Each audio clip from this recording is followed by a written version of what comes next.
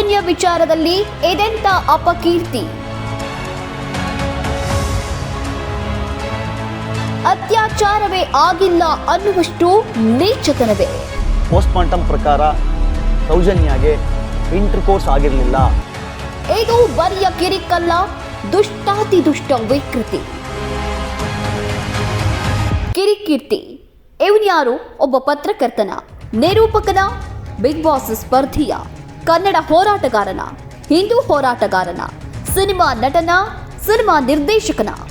ಇವನು ಇದೆಲ್ಲ ಆಗಬೇಕು ಅಂದ್ಕೊಂಡು ಯಾವುದೂ ಆಗದೆ ಈಗ ಹಣದ ಹತಾಶೆಗೆ ಬಿದ್ದು ಭೀಭತ್ಸವಾಗಿ ಅತ್ಯಾಚಾರಕ್ಕೊಳಗಾಗಿ ಭೀಕರವಾಗಿ ಕೊಲೆಯಾದ ಸೌಜನ್ಯ ಅನ್ನೋ ಹೆಣ್ಣು ಮಗುವಿಗೆ ಅತ್ಯಾಚಾರವೇ ಆಗಿಲ್ಲ, ಸೌಜನ್ಯ ತಾಯಿಗೆ ಸುಳ್ಳು ಹೇಳ್ತಿದ್ದಾರೆ ಅಂತ ಹೇಳಿ ಹೊಟ್ಟೆ ತುಂಬಿಸಿಕೊಳ್ಳೋ ದಯನೀಯ ಪರಿಸ್ಥಿತಿಗೆ ಬಿದ್ದ ಒಬ್ಬ ಅಮಾನವೀಯ ಮನುಷ್ಯ ಈತ. ಸೌಜನ್ಯಳ ತಾಯಿ ಕುಸುಮಾವತಿ ಅವರಿಗೆ ತುಂಬ ಸೂಕ್ಷ್ಮವಾಗಿ ಅವ್ರು ಹೇಳಿದ್ರಂತೆ, ಮತ್ತೆ ತಲೆ ಕೆಡಿಸ್ಕೋಬೇಡ, ನಿನ್ನ ಮಗಳು ಪವಿತ್ರವಾಗಿ ಸತ್ತಿದ್ದಾಳೆ, ಅಂದರೆ ಅವಳ ಜೊತೆಗೆ ಇಂಟರ್ಕೋರ್ಸ್ ಆಗಿರಲಿಲ್ಲ.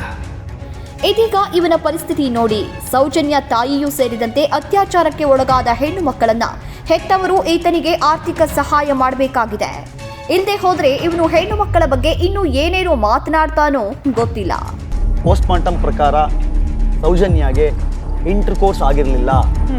ಐ ರಿಪೀಟ್, ಸೌಜನ್ಯಗೆ ಇಂಟರ್ಕೋರ್ಸ್ ಆಗಿರಲಿಲ್ಲ. ಬೆರಳುಗಳನ್ನ ಮಾತ್ರ ಅವ್ನು ಹಾಕಿದ್ದ. ಯಾಕಂತಂದ್ರೆ ಅವನಿಗೆ ಫಿಮೋಸಿಸ್ ಇತ್ತು. ಈ ಕಾಂಡು ಅವ್ನು ಪ್ರೆಷರ್ಲಿ ಟ್ರೈ ಮಾಡಿದ್ರು ಸಹಿತ ಆಗದೆ ಇರೋದಕ್ಕೇನೆ ಅವನಿಗೆ ಅಲ್ಲಿ ಒಂದು ಗಾಯದ ಗುರುತಾಗುತ್ತೆ. ಅದಾದ್ಮೇಲೆ 2 ಫಿಂಗರ್ ಅವ್ರು ಕ್ಲಿಯರ್ ಆಗಿ ಬರೆದಿದ್ದಾರೆ. ಬಹುಶಃ ಯಾವುದೇ ಮನುಷ್ಯನಿಗೆ ಇದಕ್ಕಿಂತ ಪರಮ ದುರ್ಗತಿ ಬರೋದಕ್ಕೆ ಸಾಧ್ಯವೇ ಇಲ್ಲ.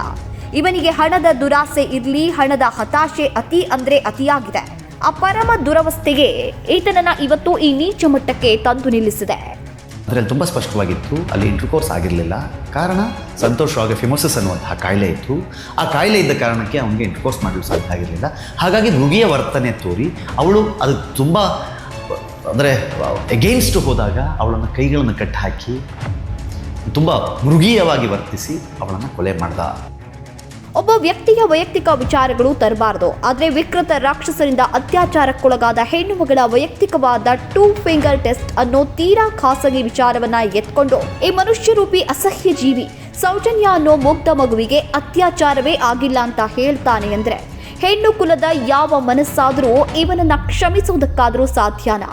ಅಸಲಿಗೆ ಇವನು ನಿಜವಾಗಿಯೂ ಒಬ್ಬ ಹೆಣ್ಣಿನ ಗರ್ಭದಿಂದಲೇ ಹುಟ್ಟಿ ಬಂದಿದ್ದು ನಿಜಾನ ಅಂತ ಅನುಮಾನ ಪಡುವಷ್ಟು ಕ್ರೌರ್ಯ ಈತನ ಮನಸ್ಸಿನಲ್ಲಿ ತುಂಬಿದೆ ಅಂದ್ರೆ ಏನ್ ಹೇಳ್ಬೇಕು? ನಿಜ, ಇವನಿಗೆ ಹಣದ ಅಗತ್ಯ ತುಂಬಾನೇ ಇದೆ. ಈತನ ಈ ಸಮಸ್ಯೆ ಒಮ್ಮೆ ಈತನನ್ನ ಆತ್ಮಹತ್ಯೆಯ ನಾಟಕದ ತನಕವೂ ಕರ್ಕೊಂಡು ಹೋಗಿ ಬಂದಿದೆ ಅನ್ನೋದು ಗುಟ್ಟೇನಲ್ಲ. ಯಾವ ಪ್ರೂಫ್ಗಳನ್ನು ಇಟ್ಕೊಳಕ್ಕಾಗಲ್ಲ, ಯಾವ ಪ್ರೂಫು ಇಲ್ಲ. ದಯವಿಟ್ಟು ಅವನಿಗೂ ಸಹಿತ ಶಿಕ್ಷೆ ಆಗಬೇಕು. ಇವ್ರು 4 ಜನ ಜೈಲಿಗೆ ಹೋಗಬೇಕು, ಅವರು ಒದ್ದಾಡಬೇಕು, ಅವರು ಅನುಭವಿಸ್ಬೇಕು. ನನ್ನ ತಪ್ಪಿಗೆ ನಾನು ತಪ್ಪು ಮಾಡಿದ್ರೆ ನಾನು ಶಿಕ್ಷೆ ಅನುಭವಿಸ್ತಾ ಇದ್ದೀನಿ, ನಾನು ಹೋಗ್ತಾ ಇದ್ದೀನಿ, ಜಗತ್ತನ್ನೇ ಬಿಟ್ಟು ಹೋಗ್ತಾ ಇದ್ದೀನಿ. ಎಲ್ಲೂ 3 ದಿನ ನಿಲ್ಲದ ಈತ ಬಿಗ್ ಬಾಸ್ಗೆ ಹೋಗಿ ಬಂದ ಮೇಲೆ 4 ಜನ ಗುರುತಿಸಿದ ಕಾರಣಕ್ಕೆ ನಾನು ಹೀರೋ ಆಗ್ತೀನಿ ಅಂತ ಭ್ರಮೆಗೆ ಬಿದ್ದು ಸಿನಿಮಾ ಮಾಡೋದಕ್ಕೆ ಹೋಗಿ ಮಕಾಡೆ ಬಿದ್ದಿದ್ದಾನೆ. ಇದೇ ಕಾರಣಕ್ಕೆ ಈ ಕೀರ್ತಿಗೆ ಈಗ ಹಣದ ಜರೂರತ್ತು ಏನಿಲ್ಲದಷ್ಟಿದೆ. ಒಮ್ಮೊಮ್ಮೆ ಈತನನ್ನ ಸರಿಯಾಗಿ ನೋಡಿ ಸಿನಿಮಾ ನಟನಾಗೋ ಯಾವ ಅರ್ಹತೆಯಾಗ್ಲಿ ಲಕ್ಷಣವಾಗ್ಲಿ ಇವನಿಗೆ ಇದೆಯಾ? ಇಲ್ಲಿ ರೂಪ ಅಥವಾ ಬಣ್ಣದ ಬಗ್ಗೆ ಖಂಡಿತವಾಗಿಯೂ ಮಾತನಾಡೋದಿಲ್ಲ. ಆದ್ರೆ ಇವನಿಗೆ ನಟನಾಗೋ ಯಾವ ಹಿನ್ನೆಲೆಯೂ ಇಲ್ಲ. ಒಂದಷ್ಟು ದಿನ ಕ್ಯಾಮ್ರಾ ಮುಂದೆ ಆಂಕರ್ ಆಗಿ ಕಿರಿಚಿಕೊಂಡ ಮಾತ್ರಕ್ಕೆ ನಟನಾಗೋದಕ್ಕೆ ಸಾಧ್ಯನಾ? ಸ್ವಲ್ಪ ಪ್ರಚಾರ ಸಿಕ್ತು ಅಂತ ಬಿಗ್ ಬಾಸ್ನಲ್ಲಿ ಕಾಣಿಸಿಕೊಂಡವರೆಲ್ಲ ಹೀರೋಗಳಾಗೋದಾಗಿದ್ರೆ ಇಷ್ಟೊತ್ತಿಗೆ ಕನ್ನಡ ಚಿತ್ರರಂಗದಲ್ಲಿ 10 ಸೂಪರ್ ಸ್ಟಾರ್ಗಳಿರ್ತಾ ಇರ್ಲಿಲ್ವಾ? ಆದ್ರೂ ಈತ ಸಿನಿಮಾ ಮಾಡೋದಕ್ಕೆ ಹೋಗಿ ಮಾಡಿಕೊಂಡ ಅವಾಂತರಗಳಿಗೆ ಆತ್ಮಹತ್ಯೆ ಅನ್ನೋ ಪ್ರಹಸನವನ್ನೂ ನಡೆಸಿ ಅದರಿಂದ ತಾತ್ಕಾಲಿಕವಾಗಿ ಬಚಾವಾಗಿದ್ದು ಆಯ್ತು. ಕೆಲವು ದಿನಗಳ ಹಿಂದೆ ಕಳ್ಕೊಂಡಿರೋ ಜಾಗದಲ್ಲಿಯೇ ಹುಡುಕ್ತೀನಿ ಅಂತ ಮತ್ತೊಂದು ಸಿನಿಮಾ ಮಾಡ್ತೀನಿ ಅಂದಿದ್ದು ಅಲ್ಲದೆ ಜನರ ಮುಂದೆ ಕೈಯೊಡ್ಡಿದ ಈತನಿಗೆ ಅದರಿಂದ 3 ಕಾಸು ಹುಟ್ಟಲಿಲ್ಲ. ಆಗ ಈತನಿಗೆ ಸಿಕ್ಕಿದ್ದೇ ಸೌಜನ್ಯ ಪ್ರಕರಣ. ಅದಾಗಲೇ ಅಲ್ಲಿ ಹಣದ ರುಚಿ ಕಂಡು ಬಾಯಿ ಚಪ್ಪರಿಸ್ತಾ ಇದ್ದವರನ್ನ ನೋಡಿ ಹಣದ ಹತಾಶೆಯಿಂದ ಪಾರಾಗೋದಕ್ಕೆ ಈತನಿಗೆ ಬದುಕಿನಲ್ಲಿ ಉಳಿದ ಕೊನೆಯ ಹಾಗೂ ಏಕೈಕ ದಾರಿ ಅನ್ನೋದು ಅರ್ಥ ಆಗಿದೆ. ಆಗಲೇ ಈತ ತಾನು ಮನುಷ್ಯ ಅನ್ನೋದನ್ನೇ ಮರೆತು ಅಮೇಧ್ಯಕ್ಕೆ ಕೈಯೊಡ್ಡಿ ಬಾಯಗಲಿಸಿ ನಿಂತು ಬಿಡ್ತಾನೆ. ಇವನು ಒಂದು ವೇಳೆ ಸೌಜನ್ಯ ಮೇಲೆ ಅತ್ಯಾಚಾರ ಮಾಡಿದವರು ಅವರಲ್ಲ ಇವರಲ್ಲ ಅಂತ ಹೇಳಿದ್ರೆ ಅದಕ್ಕೆ ಕ್ಷಮೆ ಇರ್ತಾ ಇತ್ತು. ಯಾರದೋ ಪರವಾಗಿ ಮತ್ಯಾರದೋ ವಿರುದ್ಧವಾಗಿ ಮಾತನಾಡೋದಕ್ಕೆ ಹಕ್ಕು ಇದೆ.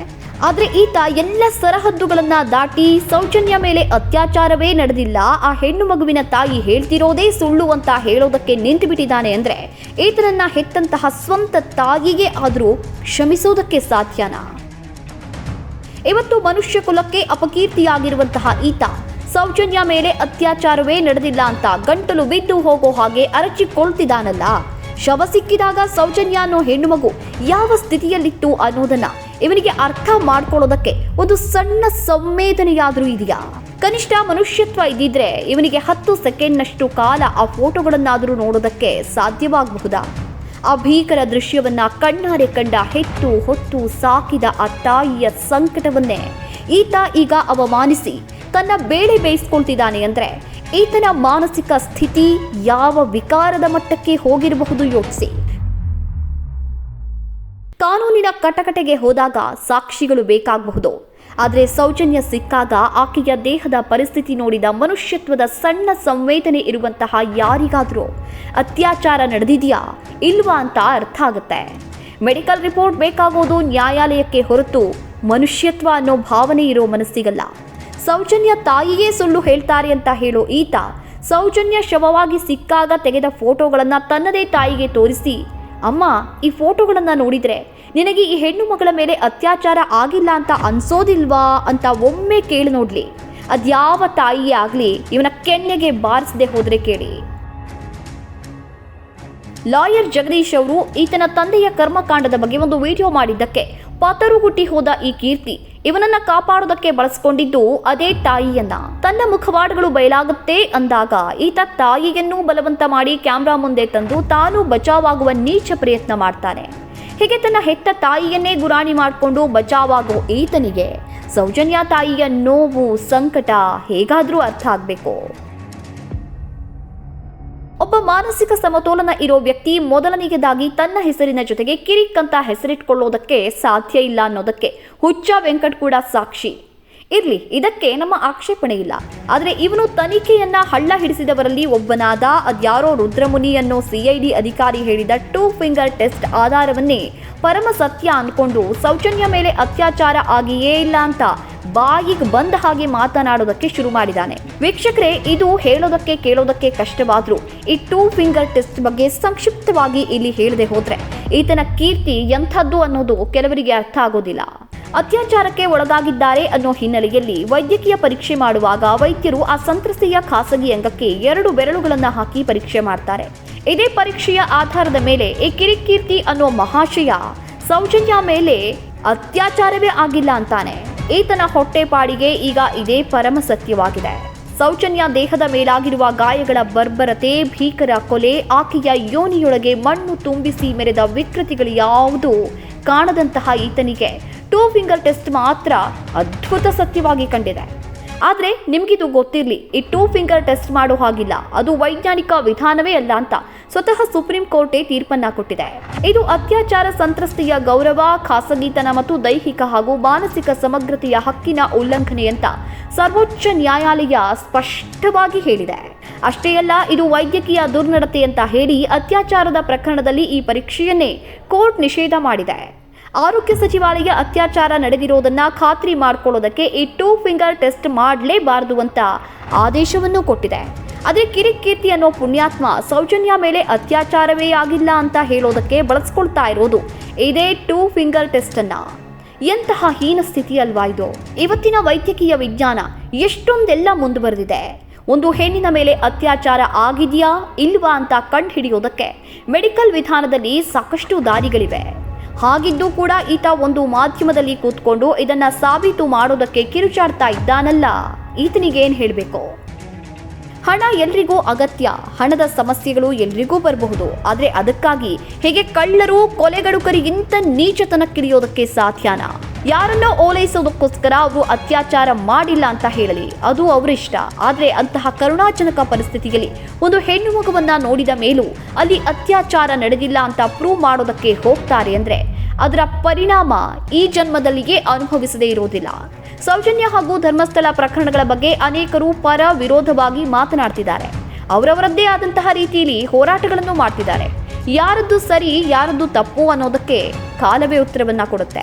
ಆದರೆ ಕೆಲವೇ ಲಕ್ಷಗಳಿಗಾಗಿ ತಾತ್ಕಾಲಿಕ ಸಮಸ್ಯೆಗಳ ಹತಾಶೆಯಿಂದ ಹೊರಗಡೆ ಬರುವುದಕ್ಕಾಗಿ ಸೌಜನ್ಯ ಮೇಲೆ ಅತ್ಯಾಚಾರವೇ ಆಗಿಲ್ಲ ಅಂತ ವಾದ ಮಾಡೋರು ನಾಳೆ ಸೌಜನ್ಯ ಅನ್ನೋ ಹೆಣ್ಣು ಮಗಳಿದ್ದಿದ್ದೇ ಸುಳ್ಳು, ಸೌಜನ್ಯ ತಾಯಿ ಕಲ್ಪನೆ ಮಾಡಿಕೊಂಡು ಇಲ್ಲದ ಮಗಳ ಮೇಲೆ ಅತ್ಯಾಚಾರ ನಡೆದಿದೆ ಅಂತ ಸುಳ್ಳು ಹೇಳ್ತಿದ್ದಾರೆ ಅಂತ ಇದೇ ಕಿರಿಕೀರ್ತಿ ಹೇಳಿದ್ರು ಏನು ಆಶ್ಚರ್ಯವನ್ನ ಪಡಬೇಕಾಗಿಲ್ಲ. ಅತ್ಯಾಚಾರಕ್ಕೆ ಒಳಗಾದ ಹೆಣ್ಣು ಮಗಳ ಬಗ್ಗೆಯಾಗ್ಲಿ ಅವರ ಕುಟುಂಬದ ಬಗ್ಗೆಯಾಗ್ಲಿ ಆಕ್ಷೇಪಾರ್ಹವಾದ ಮಾತೇ ಆಡಬಾರ್ದು ಅನ್ನೋ ಕಾನೂನಿದ್ರೂ ಈತ ಅವರು ಹೇಳ್ತಿರೋದೇ ಸುಳ್ಳು ಅಂತ ಘನಘೋರ ಆರೋಪವನ್ನ ಮಾಡೋದಾದ್ರೆ ಇದೇ ಕಿರಿಕೀರ್ತಿ ಬಗ್ಗೆ ಕನ್ನಡ ಪರ ಹೋರಾಟಗಾರ ಭೈರಪ್ಪ ಹರೀಶ್ ಕುಮಾರ್ ಮಾಡಿದ ಆರೋಪದ ಬಗ್ಗೆಯೂ ಒಮ್ಮೆ ಕೇಳಿ ಧನ್ಯರಾಗಿ. ಕಿರಿಕ್ ಕಾಗೆ ಇದಾನಲ್ಲ ಅಯೋಗ್ಯ, ಇವನೇನ್ ಬಹಳ ಸಾಚ ಅಲ್ಲ. ಇವನು ಯಾತಕ್ಕೋಸ್ಕರ ಅತ್ಯಾಚಾರಿಗಳ ಪರವಾಗಿ ನಿಂತಿದ್ದಾನೆ ಅಂತ ಹೇಳಿ ನಾವು ಹುಡುಕ್ತಾ ಹೋದಾಗ ಈ ತರದೊಂದು ನಮ್ಗ ಕಿವಿಗೆ ಬಿದ್ದಿತ್ತು. ಆದ್ರೂ ಕೂಡ ಒಂದು ದಾಖಲೆ ಸಿಗಲಿ ಅಂತ ಹೇಳಿ ಕಾಯ್ತಾ ಇದ್ವಿ. ಬಹಳ ಶ್ರಮಪಟ್ಟು ದಾಖಲೆಯನ್ನ ಇವತ್ತು ತೆಗೆಸಿದೀವಿ ಸ್ನೇಹಿತರೆ. ಇಲ್ಲಿ ನನ್ನ ಕೈಯಲ್ಲಿದೆ ಮತ್ತು ನನ್ನ ಕೈಯಲ್ಲಿ ಆ ದಾಖಲೆ ಇದೆ. ಅಂದ್ರೆ ಇದೇ ಕಿರಿಕ್ ಕಾಗೆ ಇದಾನಲ್ಲ, ಕೆಲವು ವರ್ಷಗಳ ಹಿಂದೆ ಎಲ್ಲೋ ಒಂದ್ ಕಡೆ ಕೆಲಸ ಮಾಡ್ತಿರುವಂತಹ ಸಂದರ್ಭದಲ್ಲಿ ತನ್ನ ಸಹೋದ್ಯೋಗಿ ಮೇಲೆ ಅತ್ಯಾಚಾರಕ್ಕೆ ಯತ್ನವನ್ನು ಪಟ್ಟಿರ್ತಾನೆ. ಇವನ ವಿರುದ್ಧವೂ ಕೂಡ ಒಂದು ರೇಪ್ ಕಂಪ್ಲೇಂಟ್ ಅನ್ನ ಇದೇ ಬೆಂಗಳೂರಿನಲ್ಲಿ ದಾಖಲಾಗಿರುತ್ತೆ. ಈ ರೀತಿಯಾದಂತ ವ್ಯಕ್ತಿಗಳು ಮಾತ್ರವೇ ತಮ್ಮನ್ನ ತಾವು ರಕ್ಷಣೆ ಮಾಡ್ಕೊಳ್ಳೋದಕ್ಕೋಸ್ಕರ ಇನ್ನೊಬ್ಬರನ್ನ ಈ ರೀತಿಯಾದಂತ ಕೆಲಸಗಳು ಮಾಡಿದ್ರೆ ಅವರ ಪರವಾಗಿ ಯಾತಕ್ಕೆ ಮಾತಾಡ್ತಾರೆ ಅಂದ್ರೆ ಮುಂದೊಂದು ದಿನಗಳಲ್ಲಿ ತಾನು ಆ ತಪ್ಪು ಮಾಡಿದ್ದಾನಲ್ಲ, ಹಾಗಾಗಿ ರಕ್ಷಣೆಗೆ ಬರಬಹುದೇನೋ ಅನ್ನುವಂತ ಉತ್ಸಾಹದಲ್ಲಿ ಅಥವಾ ಆಸಕ್ತಿಯಲ್ಲಿ ಅಥವಾ ಅವರ ಸಹಾಯದ ನಿರೀಕ್ಷೆಯಲ್ಲಿ ಈ ರೀತಿಯಾದಂತ ಕಂತ್ರಿ ಕೆಲಸ ಮಾಡ್ತಾ ಇರಬಹುದು. ಹೀಗೆ ಅತ್ಯಾಚಾರ ಆರೋಪಿಗಳು ವೇಶ್ಯಾವಾಟಿಕೆ ನಡೆಸುವ ಆರೋಪ ಹೊತ್ತವರು ಸಭ್ಯ ಕುಟುಂಬದ ಗೃಹಿಣಿಯನ್ನ ಹಾರಿಸಿಕೊಂಡು ಬಂದು ಗರ್ಭದಾನ ಮಾಡಿದವರು ಎಂಥವರ ಪರವಾಗಿ ನಿಲ್ಲಬಹುದು ಅನ್ನೋದನ್ನ ಅರ್ಥ ಮಾಡಿಕೊಂಡ್ರಷ್ಟೇ ಸಾಕು.